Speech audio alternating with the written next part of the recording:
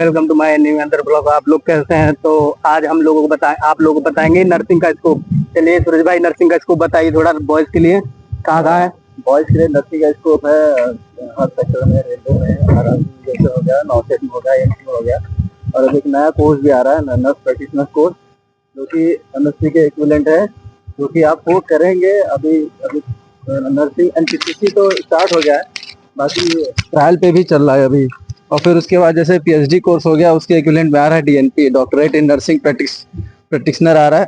तो वो अभी पायलट प्रोजेक्ट कोर्स है, जो कि अभी हमारे महाराष्ट्र में कुछ प्राइवेट कॉलेजेस में हो रहा है, और वो भी जल्दी ही पूरा हो जाएगा। फिर इसके बाद आपका स्कोप और अच्छे से बढ़ सकता है। हो सकता है उसमें आप क्लिनिक भी खोल सकते हैं।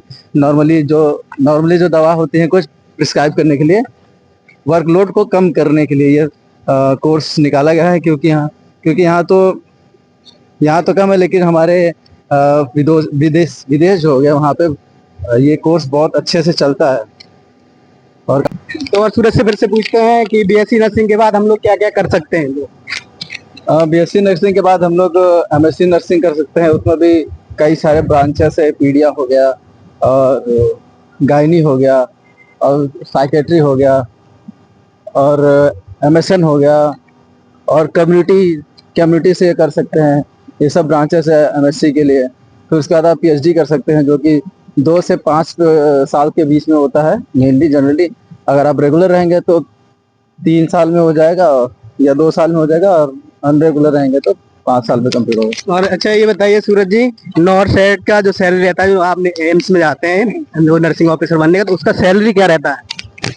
और जो नॉर्सेट का सैलरी होता है वो अब तो 90 से ऊपर ही है। और कई लोगों को दिक्कत भी है कि 90,000 है क्यों। कुछ लोग कह रहे हैं कि मतलब ये लोग बस पढ़ते हैं और ऐसे ही 90,000 पा जाते हैं। ऐसा कुछ नहीं। हम लोग सिलेबस देख सकते हैं अच्छे से। बीएससी नर्सिंग का सिलेबस देखिए आप अच्छे से, उसको तो समझ में आएगा कि क्यों उसमें हर प्रैक्टिकल है, उसमें हर चीज़ सिखाई जाती है। हर ब्रांचेस में हम लोग की ड्यूटी लगती है। हर मेडिसिन हो गया, सर्जरी हो गया, ऑप्था हो गया, ऑर्थो हो गया, हर जगह लगती है। तो इन जनरल हम लोग को मेडिसिन के बारे में भी बताया जाता है, और कौन कौन सी मेडिसिन यूज होती है, डायग्नोसिस भी बताई जाती है। बस ऊपर होता है, जो कि नॉर्मली जो किसी भी चीज को ट्रीट करने के लिए होता है। और सूरज जी ये बताइए कि यहाँ पर जो है नर्सिंग में रेशियो क्या है गर्ल्स बॉयज का, बताना चाहेंगे आप? हाँ बिल्कुल। ये बहुत ज्यादा अच्छा वैसे है नहीं। रेशियो जो है 80-20 का किया गया। ये एक प्लान के तहत किया था। कहीं कहीं तो 90-10 का है। इसलिए किया गया है क्योंकि अगर लड़के आएंगे तो जानते हैं वो अपनी राइट्स की बात करेंगे, और लड़कियां जो होती हैं वो जाके कहीं ना कहीं सुन लेती हैं और रोने लगती हैं।